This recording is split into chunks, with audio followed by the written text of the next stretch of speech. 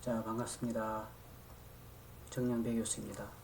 건축과 사진 학습 동영상 두 번째 준비했습니다. 오늘 얘기할 것은 사진 부분을 조금 얘기해 보도록 하죠. 스마트폰으로 찍을 때에 우리가 사진을 찍을 때에 그 가이드라인을 설정을 하고 그 가이드라인에 맞춰서 구도를 잡아서 이제 안정감 있는 사진을 먼저 찍는 게 목표가 되겠습니다. 물론 이제 사진을 찍는 사람이 피사체를 어떻게 바라보느냐에 따라 감흥이 달라지게 되어 있고, 그 피사체를 바라보는 사진 촬영자의 시선이 어떻게 되느냐에 따라서, 여기서 말하는 것은 이제 창의적인 그 시각으로, 구도로, 구성으로 사진을 찍느냐 그렇지 않느냐에 따라서 사진에 담고자 하는 그 내용이 달라지게 되겠죠. 일단 기본적으로 우리 이제 구도를 조금 이해를 하는 시간을 갖도록 하겠습니다. 구도는 여기 나온 것처럼 일반적으로 이제 구성이라고 하는데, 이제 구성은 이제 구도보다는 조금 더 범위가 큰, 여기 이제 구도라고 한다면 구성은 요까지 아우르는 어떤 그 사진 찍고자 하는 사람의, 작가의 작가의 의도가, 어떤 의도가 이제 반영된 게 구성이다 이렇게 보면 되겠죠. 구도라고 하면 이제 약간 물리적인 그런 현상을 이제 담게 되는데, 여기 써놨는데 이걸 토대로 조금 간단히 정리해서 좀 보면, 구도는 주제가 되는 피사체를 효과적으로 배치하는 것. 그래서 이제 효과적으로 배치하기 위해서 우리가 요 앞전에 전 시간에 레포트가 나왔듯이 이제 황금문화 이런 것들을 이제 활용을 하게 되는 거죠. 오타가 있네요. 그래서 구성은 구도한 것에 작가의 의지를 반영해서 피사체를 생략하고 또는 강조하여 화면을 완성하는 것을 이제 구성이다 이렇게 이해하면 되겠습니다. 그래서 구도의 종류에는 수평, 수직, 삼분할, 대각선, 곡선, 그다음에 X자형 구도, 그다음에 중앙 구도, 삼각 구도, 역삼각 구도 등 다양하게 있습니다. 그래서 일단은 기본적인 이 황금분할 구도를 3분할 있죠. 3등분할을 통해서 이제 우리가 피사체 위치를 놓게 된다 이렇게 보면 되겠고, 아까 얘기한 것처럼 이제 구성은 이 작가의, 그 촬영자의 의지가 이제 어떤 의도가 반영이 되는 거가 되겠죠. 그래서 다양한 앵글이라든가 피사체 크기의 변화, 포인트의 강조, 여백의 미 이런 것들 설정하는 게 이제 구성이 되면서 사진이 완성이 된다 이렇게 보면 되겠습니다. 그래서 딱히 정해진 구성이나 구도가 이렇게 정해져 있지 않습니다. 그래서 본인의 개인의 감성이라든가 감흥, 어떤 창의력, 보는 시각의 아름다운 미 이런 것들은 이제 본인이 어떻게 표현할 것이냐에 따라서 정해진다 이렇게 보면 되겠습니다. 3분할 구도는 이제 카메라가 이렇게 있으면 좀 이따가 좀 보겠습니다만, 이렇게 3등 분할하는 거죠. 이렇게 3등 분할해서 이 위치 교차점에 이제 어떤 피사체가 놓여지게 되는 거다 이렇게 보면 되겠습니다. 그래서 화면을 가로 세로 3등분하여 교차점에 피사체를 위치하고, 그 피사체에 의해서 위치한 피사체에 의해서 이제 안전성과 원근감을 이제 갖게 되는 게 3등 분할이 되겠습니다. 그래서 대각선 구도는 속도감과 방향성, 대각선이니까 그죠? 대각선, 어떤 운동감 이런 것들을 이제 주고 원근감을 이제 부여할 수가 있게 되겠습니다. 패턴 구도는 이제 어떤 그 규칙적인 피사체의 반복 이런 것들이 이제 반복되다 보니까 어떤 리듬감을 주게 되는 거죠. 이런 구도가 있게 되겠고, 그 다음에 이제 중앙 구도는 좌우 대칭이면서 그죠? 피사체를 이제 그 좌우 대칭하지만 그 가운데에 피사체를 두고 강조하고 싶을 때 이제 중앙 구도를 씁니다. 삼각 구도는 이제 말 그대로 이제 삼각형 형태 구도를 잡는 거고, 하나의 포인트에 관심을 두는 부분이 되겠죠. 그다음에 곡선 구도는 이제 여러 가지 곡선도 S자형 곡선도 이렇게 X자형 구도가 되겠죠. 이렇게 되면 그다음에 이제 이러한 곡선 또는 이러한 곡선 여러 가지 곡선 모양의 구도가 있게 되겠습니다. 있어서 곡선 구도는 이제 부드럽고 율동감을 주고 리듬감을 표현할 수 있다. 특히 이제 뭐 도로라든가 교량도 이제 이런 아치형 교량이라든가 여러 가지 교량이 있게 되는데, 그런 교량이 또는 건물, 조형물 이런 것들에 의해서 곡선 구도를 우리가 사진에 담을 수 있죠. 그 다음 이제 수평선은 이제 기울여서 구도를 잡은 경우는 이제 방향성과 속동감을 주게 되고, 대조적으로 표현할 때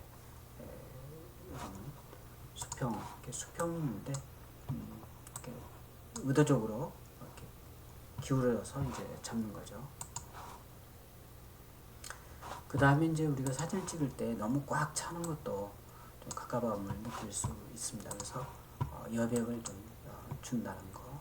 그래서 여백의 미를 설정하면 그 여백에 그러니까 피사체가 이렇게 있으면 카메라에 피사체가 이렇게 있으면 이쪽 부분 여백을 두는 거죠. 여러 가지가 있게 되는데, 그 다음에 인물 같은 경우도 인물 사진 경우도 마찬가지죠. 사진에 사람의 피사체가 이렇게 있다 그러면 바라보는 쪽에 이제 여백을 이렇게 두는 게 이제 정석적인 사진의 구도가 되겠습니다.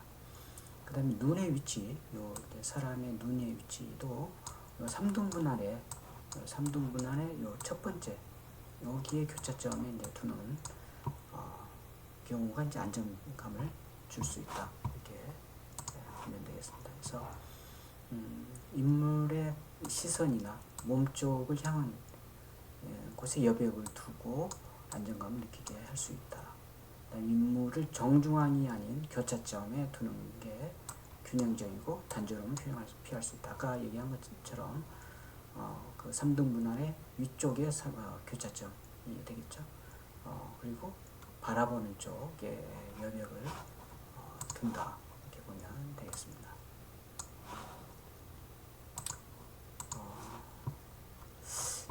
이제 조금 구도에 이런 거 이제 수평과 수직 구도가 되겠죠. 수평과 수직 구도.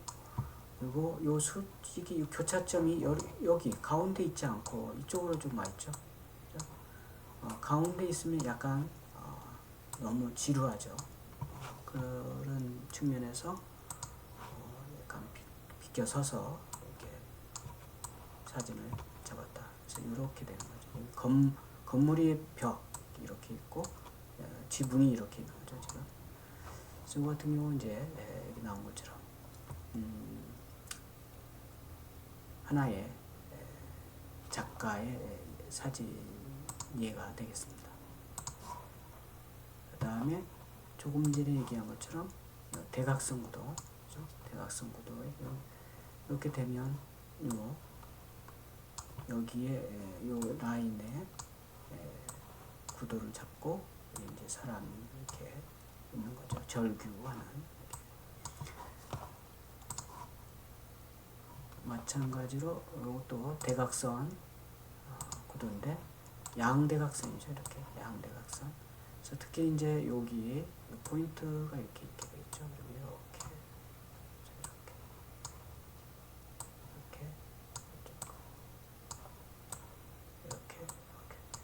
그래서 이제 원근감을 주는 그런 것을 이제 알 수가 있겠죠. 이렇게 가로수길.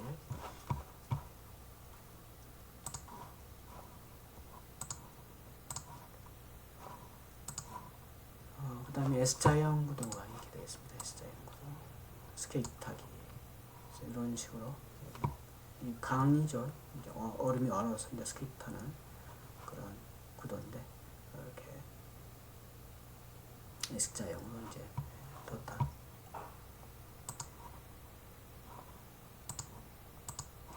그 다음에 이것도 이제 해안선, 해안선을 따라서 이렇게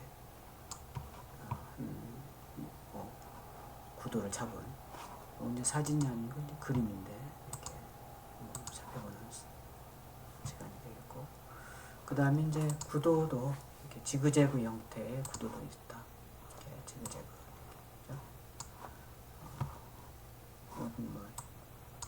요즘 그 봄철인데 코로나19 때문에 나가지도 못하지만 춘분 행락도 해가지고 되어져 있습니다. 그림으로나마 봄을 느껴보도록 합니다. 그 다음에 이제 삼각형인데, 이 같은 경우 역삼각형, 이렇게 역삼각형 형태의 구도도 있게 됩니다. 그래서 역삼각형 구도인 경우는 이제 불안하나 동적이고 안정감을 주고 균형을 잡게 합니다. 그 다음에 이제 마름 목골 형태의 구도 이렇게 되겠습니다. 그 다음에 원형, 굉장히 이제 원형 구도를 두는 씨름, 김홍도의 씨름이죠.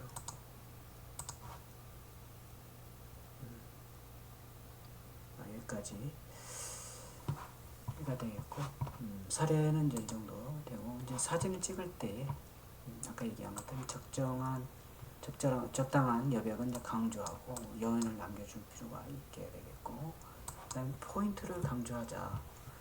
그다음에 이제 사진은 이제 우리가 지난 시간에 그 빛에 대해서 아마 여러분들 학습 이해를 했을 겁니다. 그래서 빛에 대해서 이제 우리가 빛이 있어야 사진에 이제 들어오는 빛의 양에 따라서 달라지게 되는데, 그림자를 둬라. 그러면 사진이 조금 더 우리가 역동적으로 그리고 안정감 있게 감상할 수가 있다. 그림자, 색, 빛 이런 것을 이용해서 어떤 포인트를 강조할 필요가 있다. 피사체의 포인트가 잘 드러날 수 있도록 하고 다양한 크기와 각도로 촬영한다. 그 다음에 객관적인 시점으로 평범하고 안정적인 촬영 각도를 찾을 필요가 있고, 그 다음에 이제 그 각도에 대해서는 뭐 부감이라든가 양각, 수평각 이런 게 있을 수 있습니다. 그래서 부감이라고 하는 건 이제 하이 앵글, 그래서 위에서 아래를 바라보고 촬영하는 기법. 예를 들면 풍경, 도시 모습, 넓은 범위를 촬영할 때 주로 이제 이런 앵글을 사용하고, 양각, 로우 앵글, 아래쪽에서 위를 바라보고 촬영하는 경우, 높은 어떤 피사체를 아래에서 이제 촬영할 때 수평각, IA 레벨이라고 하고, 우리 이제 눈높이에 맞춰서 이렇게 찍는 거죠. 피사체와 같은 눈높이에. 그 다음에 발품을 팔아서 다양한 각도를 유지할 필요가 있고, 줌이나 촬영 거리를 이동해서 주제가 피사체에 잘 부각이 될 수 있도록, 강조될 수 있도록 해줘야 되겠고, 다시 말하면 이제 그 주제 외에 주변이죠. 그런 것들은 이제 방해되는 피사체들은 제거할 필요가 있다. 그 다음에 이제 요건 이제 여러분 좀 기억을 해둘 필요가 있는데, 사진은 단순합니다. 사진은 피사체를 바라보는 촬영자의 창조적인 시각으로부터 시작된다. 아까 얘기를 했죠. 우리가 구성을 얘기할 때 구도에 촬영자의 그 작가의 의도가 반영이 되는 그런 것을 이제 구성이다 얘기하면서 거기에 창조적인 시각이 들어간다 이렇게 얘기를 했는데 그 얘기가 이제 요 사진의 완성을 할 때 이런 개념이 여러분들 갖고 있으면 좋겠습니다. 즉 아름답게 바라보는 촬영자의 마음으로 바라볼 때 창의적이고 따스한 사진을 얻게 된다. 그래서 아름답게 바라보느냐 그렇지 않느냐에 따라서 사진을 다르게 느끼게 할 수 있다, 느끼게 된다 이렇게 보면 되겠습니다. 아름답게 바라보면서 찍은 사진은 아름다운 감흥으로 다가올 거고 그렇지 않고 약간 상당히 이제 제한적이고 굉장히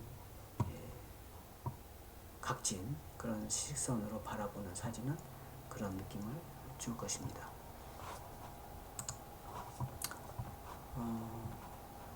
이어서 우리가 이제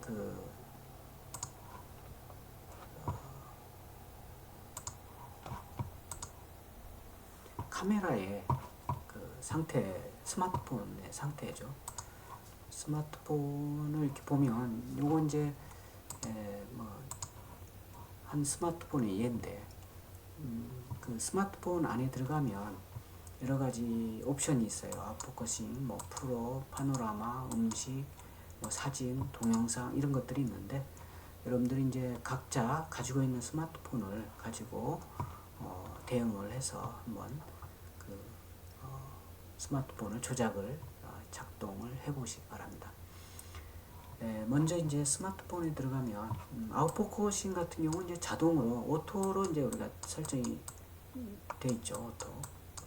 그 스마트폰 자체에서 자동으로 이제 빛의 양이라든가 이런 것들을 부여를 하고 있습니다. 그런 경우는 우리가 이제 사진도 마찬가지죠. 동영상 이런 것들은 거기에 맞춰서 그 사진에 노출이 되어져 있다 이렇게 보면 되겠습니다. 사진은 이제 아까도 얘기했듯이 빛이 있어야 됩니다. 그래야 이제 사진을 찍을 수 있게 되는데 이때 빛의 양을 이제 어떻게 조절하느냐에 따라서 달라지게 되는데 그걸 우리가 이제 노출이다 이렇게 얘기할 수가 있겠죠. 그래서 노출을 이제 컨트롤하는 것은 크게 조리개, 그죠? 조리개. 그리고 셔터죠. 셔터 속도. 얼마나 빨리 열고 닫느냐. 그 다음에 ISO라는 게 있게 되는데 ISO의 감도. 요거에 따라서 이제 많이 좌우된다. 그래서 이제 사진을 찍을 때 필요한 그 노출 정도가 있다는 얘기죠. 그게 맞춰서 이제 조리개라든가 ISO 감도라든가 셔터 속도 이런 것들이 이제 맞아지면 좋은 사진을 얻을 수 있게 된다 이런 얘기입니다. 일단 먼저 조리개 나중에 또 좀 이따가 조리개라든가 이런 걸 기본적으로 살펴보겠지만은 조리개는 이제 숫자가 1이다. 그러면 구멍이 크다 이렇게 보면 돼요. 숫자가 적다. 그러면 구멍이 크다. 그 얘기는 뭐냐? 빛이 많이 들어온다. 조리개는 뭐냐면 이제 그 셔터의 그 조리개의 빛의 양을 조절할 수 있는 그 구멍의 크기를 얘기를 하는데 이 구멍의 크기가 이제 이 숫자로 F1, F20 이렇게 이제 숫자로 표시되게 돼요. 그래서 그 숫자를 우리가 가지고 이제 빛의 양이 어느 정도다 이렇게 파악을 하는데 여러분들은 이렇게 기억을 하면 되겠습니다. 숫자가 적으면 빛이 많이 들어온다. 이렇게 이해되시죠? 그죠? 숫자가 크다. 그러면 빛이 적게 들어온다. 그래서 이제 카메라에서는 조리개 숫자가 1이다. 그러면 구멍이 크다. 빛이 많이 들어온다. 그 다음에 숫자가 20이다. 그러면 구멍이 작다. 작으니까 빛이 적게 들어온다. 이렇게 되어 있거든요. 그래서 이제 그렇게 이해를 하시면 되겠고. 이제 아웃포커싱이라는 건 뭐냐면 피사체가 있으면 피사체를 주제가 이렇게 있겠죠. 피사체 주제.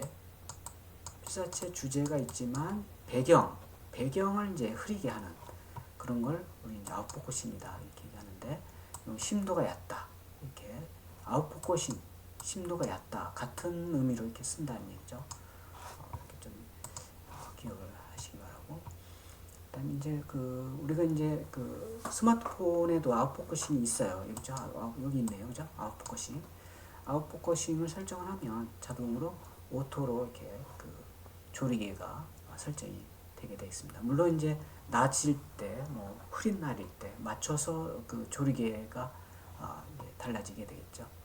빛의 양이 맑은 날에 빛의 양하고 조금 흐린 날에 빛의 양이 다르기 때문에 자동으로 아웃포커싱을 설정을 하게 되면 우선 모드로 하게 되면 자동으로 설정이 된다 이렇게 보면 되겠습니다. 그래서 조리개의 우선 모드는 이제 f2.8이 되겠죠. 우리가 이제 아까 얘기했듯이 1이면 빛이 많이 들어온다는 얘기를 했죠.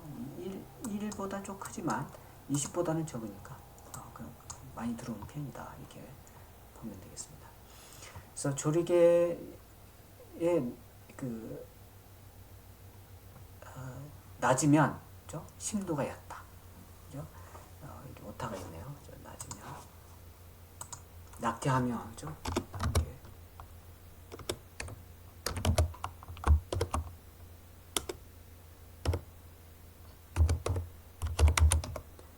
심도가 얕다. 이는 이제 뒷배경을 흐리게 처리하는 그런 효과를 준다. 아까 얘기한 것처럼 주제는 남고 선명하게 하고 배경을 조금 흐리게 아웃포커싱 한다 이렇게 보면 되겠습니다. 그래서 스마트폰에 이제 그런 조리개 숫자가 있게 되는데 좀 이따 좀 보도록 하죠. 나중에 한꺼번에 일단 설명을 좀 하고. 그래서 변화에 따라 피사체의 선명도가 차이가 있다. 그래서 조리개 f2.8 피사체 위주로 하고 배경을 흐리게 처리한.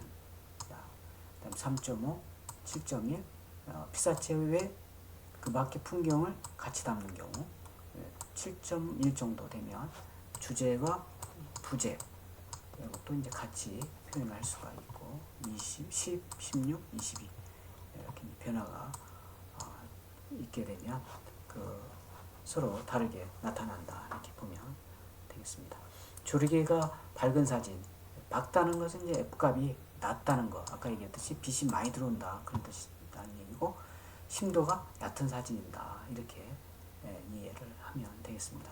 그래서 피사체 위주로 하고 배경은 흐리게 처리한다. 아까 얘기했죠. 아웃포커싱 주제만 선명하고 나머지는 좀 부제들은 주변들은 흐리게 이렇게 처리한다.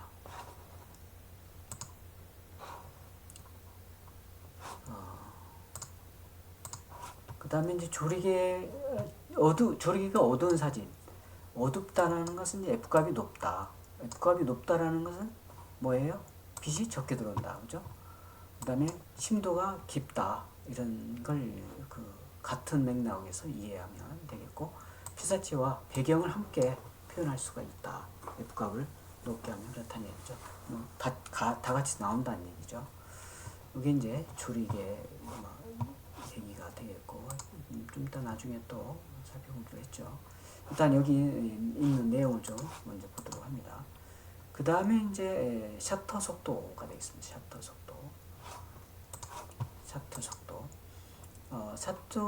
셔터 속도를 이제 느리게 하는 경우, 빛이 많이 없는 곳에서는 이제 느리게 해야 빛이 천천히 셔터가 처리돼야 빛을 많이 받아들일 수가 있겠죠. 또는 움직임이 있는 피사체, 이럴 때는 이제 셔터 속도를 좀 느리게 해서 한다. 그럴 때는 이제 상막대를 이용하는 게 좋습니다. 왜냐하면 손떨림이 있기 때문에. 왜냐하면 셔터 속도가 순간이 아니고 어느 정도 절커덕 이렇게 좀 이렇게 소리가 나게 되죠. 이런 경우는 이제 손떨림이 많이 작용하기 때문에 상막대를 사용해서 손떨림을 좀 방지를 할 필요가 있다. 스마트폰에는 이제 자동으로 손떨림 방지 옵션이 있어요. 그래서 이제 그걸 사용하기도 하지만 우리가 이제 렌즈용 DSL 사진 같은 경우는 이제 삼각대를 이용을 하거나 스마트폰도 이제 삼각대를 요즘 많이 사용하죠. 그죠?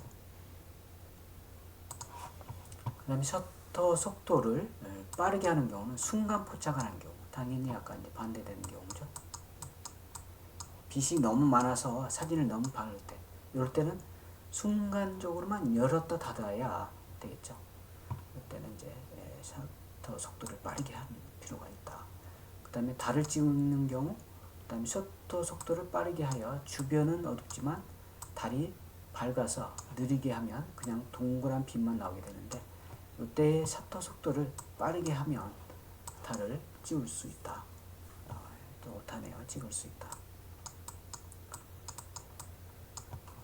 그 다음에 이제 포즈를 잡고 있는 인물 사진. 이 경우는 이제 보통 60분의 1에서 80분의 1초. 초죠, 세크가 적당하다. 요조 숫자를 좀 여러분들 기억을 해둘 필요가 있게 됩니다. 포즈를 잡고 있는 인물이란 뭐하냐?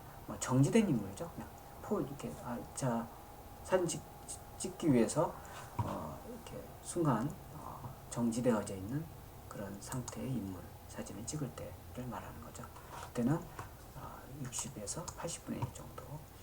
피사체가 점핑할 때, 우리가 이제 여행 가서 친구들하고 이렇게 하나 둘 셋 해서 점핑을 하잖아요. 그때 이제 찍는 사진, 또는 나르는 새를 찍을 때, 이때는 셔터 속도를 좀 비교적 좀 80분의 1, 피사체가 흐리고 제한적으로 이렇게 나타난다. 그거보다 더 빠르게 8000분의 1 정도 하면, 순간적으로 하면 굉장히 선명하게 점핑 또는 나르는 새의 움직임이 잡을 수 있다. 이렇게 보면 되겠습니다. 적정 노출은 아까 얘기했듯이 이제 셔터 속도라든가, 그렇죠? 그 다음에 조리개에 어느 정도 열고 닫느냐, 빛의 양, 그 다음에 ISO의 감도, 이걸 가지고 이제 우리가 적정 노출을 이제 잡아간다. 이렇게 보면 되겠습니다. 셔터 속도를 느리게 하는 경우는 이제 빛이 조금만 밝아도 빛이 오버될 수 있다. 왜냐하면 천천히 셔터 속도가 되기 때문에 절커덕하니까 빛이 밝으면 너무 많이 양이 들어오는 거죠. 그래서 조리개 숫자를 높여서 빛의 구멍을 적게 해서 빛의 양을 좀 줄이고, 그 다음에 아니면은 이제 ISO 감도를 낮춰서 50이나 100으로 낮춰서 그 적정한 노출을 이제 설정을 해주면 된다. 이렇게 보면 되겠습니다. 그러면 이제 ISO 감도라는 건 뭐냐? 빛의 감응 정도를 말하는 겁니다. 그래서 이제 어두운 상태에서 ISO 감도를 높아지면 높아질수록 밝게 사진을 찍는 효과가 있게 되겠고, 어두운 부분은 이제 강제적으로 ISO 감도를 밝게 하다 보니 노이즈가 이제 발생을 할 수도 있다. 이런 게 이제 ISO 감도가 되는데, 50에서 100 정도 우리가 이제 기억을 해두면 되겠고, 노이즈라는 건 뭐냐면 이제 사진을 보면 이제 조금 이렇게 찌글찌글한 흔적이 있게 되는데, 이런 건 이제 노이즈가 있게 되는데, 그때는 이제 이 ISO 감도가 조금 적절하지 않게 될 때 나타나는 현상이다. 이렇게 보면 되겠습니다. 그래서 ISO 감도 변화를 이제 준 사진을 보면 여러분들 이제 좀 나중에 찍어서 보면 낮과 저녁 무렵에 같은 장소에서 찍어서 한번 비교해 보시기 바랍니다. 그래서 비교해서 한번 카페에다가 이렇게 제출하면 좋겠죠. 그 다음에 ISO 감도가 만 이상인 경우 눈에 띄게 노이즈가 이렇게 나타나는 걸 우리가 알 수가 있게 되는데, 지금은 좀 제한적이죠. 이게 이제 동영상이고 유튜브에 올라가서 이제 여러 사람들이 여러분들이 이제 같이 공유해서 봐야 되기 때문에 사진 저작권 때문에 지금 충분히 사진을 같이 감상을 할 수 없는 상태인데, 일단 나름대로 좀 준비한 사진은 나중에 한번 살펴보도록 하죠. 그래서 낮에는 주변이 밝기 때문에 노이즈가 있어도 잘 나타나지 않고 밝게 처리됩니다. 저녁 무렵에는 주변이 어둡기 때문에 노이즈가 보다 잘 보인다. 이렇게 IS 감도 변화를 여러 가지 뭐 낮게 또는 높게 이렇게 변화를 주면 이런 것들이 이제 나타날 수가 있습니다. 그다음에 깨끗하고 선명한 사진을 찍으려면 IS 감도를 낮춰야 된다. 아까 얘기했듯이 이제 50에서 100 정도 좀 기억하면 되겠죠. 그죠? 자, 여기까지가 이제 되겠고, 또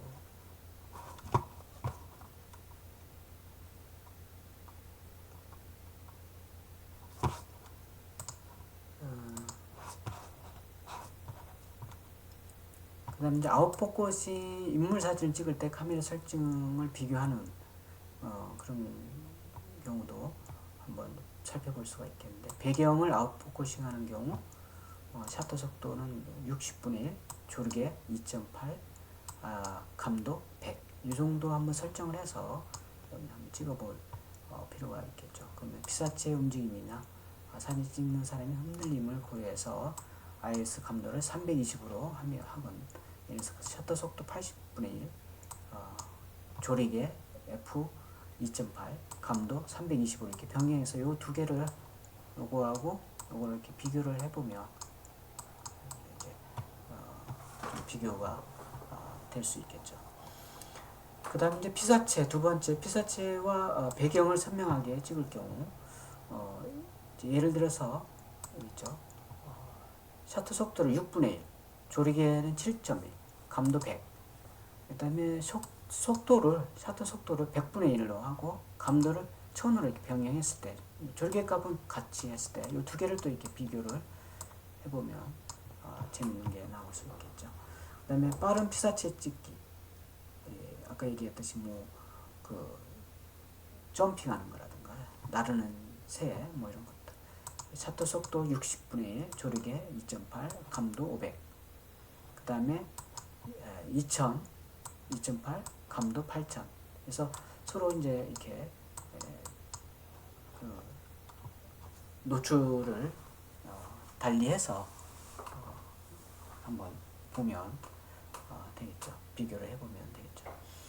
마찬가지로 이제 셔터 속도를 빠르게 설정하는 경우는 빛에 빠르면 빠를수록 빛이 이제 적게 들어오는 거니까 조리개를 밝게 하고 감도를 높일 필요가 있겠죠. 왜냐하면 전체 노출을 이제 맞추기 위해서 그런 거죠. 그래서 밤에 사진 찍기는 이제 조리개를 최대한 밝게 설정한다. 조리개는 밝게 감도 셔터 속도를 보면서 이제 감도를 조정하죠. 빠르면 감도를 조금 더 낮게, 느리면 감도를 조금 더 높게. 그래서 셔터 속도 60분의 1 아래로 내려가면 흔들릴 확률이 많아진다. 그 다음에 밤에는 최대한 빛이 많은 곳을 찾아서 이렇게 찍거나 아니면 플래시를 이제 이용하는 거죠. 셔터 속도 4분의 1, 조리개 2.8, 감도 8000. 이렇게 해서 이제 밤에 찍을 때의 노출 정도를 이렇게 보면 되겠고, 그 다음에 이제 조금 비교를 해보면 감도를 3200에서 또 6800 이 정도, 또 셔터 속도 60분의 1, 조리개 2.8, 감도 이 정도에서 비교를 각각 해보면 노출 정도에 따른 흥미로운 사진을 찍을 수가 있게 되겠죠. 그래서 이런 전체적인 노출에 대해서 우리가 이제 한번 살펴봤습니다. 그러면 우리가 이제 노출에 의해 아까 얘기했듯이 이제 전체적인 노출은 사진을 찍기 위해서 노출은 이제 정해져 있다. 그래야지만이 사진 찍힌다. 세 가지가 이제 키포인트가 되는데, 조리개, 그죠? 그 다음에 뭐였어요? 셔터 속도, 그죠? 그 다음에 감도, IS 감도. 그래서 요걸 가지고 이제 우리가 노출을 좀 컨트롤한다, 이렇게 이해하면 좋겠습니다. 사진의 밝기를 노출이라고 말한다. 그래서 노출은 어떻게 측정하면 어떤 기준을 가지고 결정하는지 알아보자. 그래서 지금까지 쭉 알아봤죠, 그죠? 그래서 이제 카메라의 노출 정도를 우리가 보면 카메라 기본 노출 기준은 반사율 18%를 기준으로 이제 카메라 노출을 측정한다. 반사율이라는 것은 빛이 우리가 이제 그 과제물로도 나갔듯이 빛이 이렇게 파장이 오면 어떤 면에 부딪히면 이렇게 반사돼서 이렇게 튕겨져 나가죠. 물론 이제 여기 흡수되기도 해요. 이게 이 반사면이 뭐냐에 따라서 투가 되기도 하고 우리가 여러 가지가 있겠는데 이것도 이제 나중에 한번 살펴보도록 하고 어쨌든 이제 반사율이 있게 되는데 이게 이제 18%를 기준으로 해서 노출을 측정하는 게 이제 이 사진에서는 그렇게 이해를 하면 되겠습니다. 그래서 우리가 이제 가시광선을 우리가 지난 시간에 한번 살펴봤죠. 380에서 780 나노미터 사이 파장을 우리가 이제 빨주노출 파남보 그런 스펙트럼의 이제 그 가시광선을 갖게 되는데 거기에 맞춰서 이제 그 색온도라는 개념이 있어요.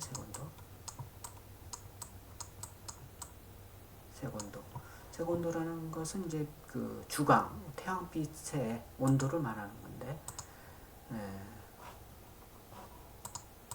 보면 일단 먼저 노출을 좀 보죠. 자동 노출 기본 해가지고 반사율 100%, 순백, 회색 18%, 검정색 0%. 그래서 이제 기본을 이제 18%를 둔다 이렇게 돼 있죠. 그래서 여기 셔터 속도 80분의 1, 조리개 f 5.6 정도 이렇게 되면 회색 정도 반사율이 되는 거죠.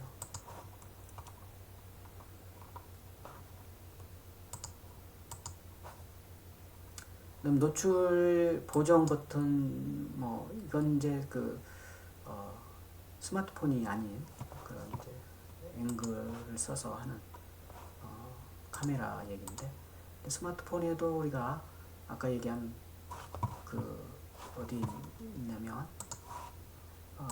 여기 프로에 이렇게 옵션을 들어가면 여기에 여기 있죠.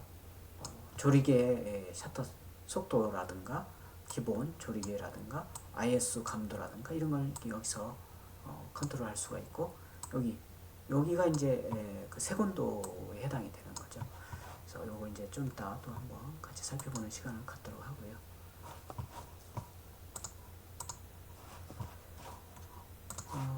다시 되돌아오면 빛의 노출 보정치가 이렇게 쭉 소개되어져 있습니다. 이걸 한번 이렇게 살펴보도록 하고요. 그다음 측광 얘기도 있는데 우리가 이제 측광 얘기는 아까 얘기를 안 했어요. 우리가 노출할 때 세 가지를 가지고 우리가 컨트롤한다 이런 얘기를 했죠. 조리개, 속도, 그다음에 감도 이런 걸 가지고 이제 컨트롤한다 이런 얘기했는데 이제 플러스 알파에서 요 측광 모드를 가지고도 이 노출을 컨트롤할 수가 있다 이런 얘기입니다. 그래서 이제 요건 또 나중에 그 옵션에서 살펴보는 시간을 갖도록 하겠습니다. 여기까지죠. 자, 여기까지 이제 우리가 같이 한번 살펴봤고 그 다음에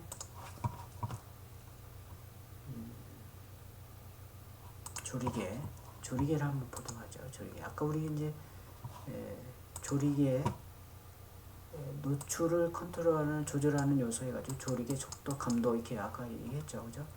그 중에 조리개 여기 있네요, 그죠? 그 구멍의 크기 숫자가 크면 클수록 이 구멍의 크기가 적다. 숫자가 적으면 적을수록 구멍 크기가 높다, 크다. 이제 빛의 양이 많이 들어가고 빛의 양이 적게 들어간다. 이렇게 이해해달라 이렇게 얘기를 했었죠, 그죠? 그래서 이렇게 보시면 되겠고 나머지는 다 얘기를 한 것 같아요. 그래서 아웃포커싱, 펜포커싱 이렇게. 그 다음에 셔터는 그 누르는 속도가 되겠죠. 이것도 이제 얘기를 했습니다. 저속 셔터는 느린 셔터 속도로 이용해서 흐르는 냇물을 찍는다든가 스냅 사진을 찍을 때에 여기 있는 것처럼 저속이라고 쉽게 구분하고 고속 셔터로 움직이는 피스자를 정지하게 찍는 거, 스냅 사진 찍을 때. 그래서 뭐 125분의 1초 이렇게 찍는 경우라든가 여러 가지 조리개 셔터 속도를 조절해서 찍으면 되겠습니다. 그 다음에 감도 있죠. 우리가 이제 100에 뭐 50에서 100을 우리가 조금 기준으로 얘기를 했긴 했는데, 촬영할 때에 그때의 빛의 양, 그 다음에 셔터 속도 이런 거에 따라서 감도를 이렇게 달리 해주면 전체 노출을 컨트롤해서 찍을 수 있게 된다, 이런 얘기를 했습니다. 그 다음에 조리개와 셔터의 관계. 그래서 F8일 때 셔터 속도는 이제 125분의 1초로 하여 아웃포커싱을 위해서 F2를 열었다면 2000분의 1초 이런 이제 계산이 나오는데, 또 뭐 이렇게 여러 가지를 여러분들 그러니까 조리개를 8로 했을 때, 그 다음에 2로 했을 때의 셔터 속도를 125분의 1초, 2000분의 1초, 요건 이제 같은 노출이 된다, 이렇게 보면 되는 거죠. 그죠? 한 예입니다. 예가 일례로 이렇게 여러분들 기억을 하면 되겠고, 그 다음에 노출의 중요성. 노출이 있어야 사진 찍히는 거죠. 기본적으로 중요하게 되겠고, 그 다음에 보정, 뭐 여러 가지가 이렇게 되는데, 심도라는 얘기는 아까 했습니다. 그래서 여기까지. 그래서 여러 가지 그 노출을 컨트롤해서 여러분들이 한번 실제로 사진을 찍어서 감상을 해볼 필요가 있고, 직접 스마트폰으로 여러 가지 타입을 해보시기 바랍니다. 자, 먼저 여기 이제 스마트폰 아까 얘기한 3등분이 이렇게 돼 있죠. 이렇게 3등 가이드라인. 그래서 여러분들 그 옵션에 들어가서 여기 옵션에 들어가지고 이 가이드라인 설정할 수 있게끔 돼 있어요. 그래서 처음에는 설정을 하시기 바랍니다. 그래서 설정한 다음에 요 교차점에 이제 피사체를 이제 두게 되는 거죠. 기본이. 그렇게 이해를 하시면 되겠습니다. 요건 지금 셔터 속도가 350분의 1초, 감도는 80, 기본이 돼 있고, MF 돼 있고, 이제 세곤도 얼마인가요? 25,000인가? 2,500이네. 2,500 켈빈. 세곤도에 대해서 조금 얘기를 하고 가죠. 세곤도 여기 있네요. 그죠? 자, 세곤도는 이걸로 되어야 되나? 있죠. 세곤도는 색을 나타내는 한 가지 방식이다 해가지고 태양의 빛을 나타내는 거가 이제 세곤도가 됩니다. 세곤도. 여기 있죠. 이게 국제 조명위원회에서 색 공간을 이렇게 만들어 놨습니다. 그래서 세곤도 조금 여기로 가야 되겠네요. 좀 잘 나와 있나요? 세곤도 이렇게 돼 있고, 천체의 색과 동일한 색을 갖는 흑제의 온도로 정의된 천체 표면 온도다. 그죠? 요거 말고 조금 더 내용이 우리가 원하는 내용을 좀 찾아서 보도록 하죠. 어디쯤에 있습니까? 그런 내용이 없는 색지수라는 용어도 씁니다. 여기 있네요. 그죠? 여기. 세곤도를 6000 도케이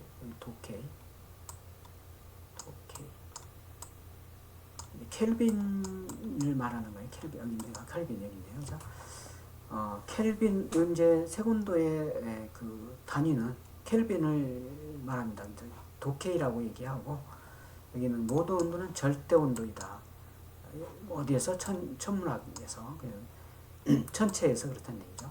그래서 절대 온도의 단위는 켈빈으로서 K로 표시한다. 그래서 도케이로 표시하고 절대 온도와 섭씨 온도 단위와의 관계는 이렇게 됩니다. 켈빈은 섭씨 온도에 플러스 273.15 절대 온도의 보정값이죠.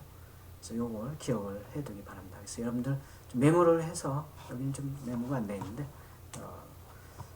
그 세곤도의 그 단위는 도케이 K로 표시한다. 그 K는 켈빈이라고 있고 켈빈은 어떻게 정의되느냐? 절대 온도에 섭씨 온도가 더해진 거다. 그래서 켈빈은 섭씨 온도에 절대 온도. 이 절대 온도는 얼마냐? 273.15다. 그래서 거기에 섭씨 온도를 더한 게 켈빈, 즉 그 도케이 세곤도의 켈빈이 된다. 이렇게 여기까지 좀 기억을 메모를 해 두시기 바랍니다. 자, 다시 여기 와서 보면 자, 요거 같은 경우는 지금 셔터 속도가 350에 ISO가 이제 요 정도 요런 조건일 때 이렇게 된다는 얘기죠.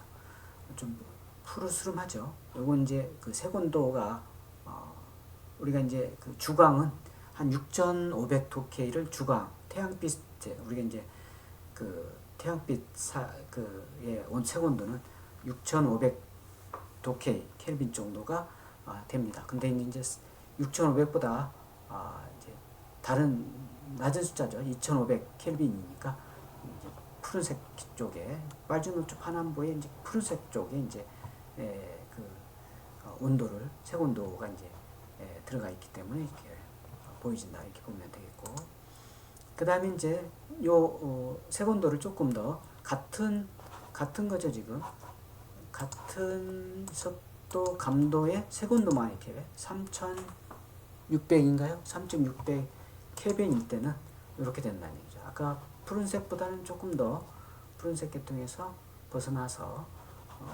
그 붉은색 쪽으로 지금 가고 있죠. 그 다음에 9,000 켈빈으로 했을 때 이렇게 이제 같은 조리개 셔터 조리개 그 다음에 감도가 같을 때에 세곤도만 이렇게 변경하면 이렇게 된다는 얘기죠. 5,500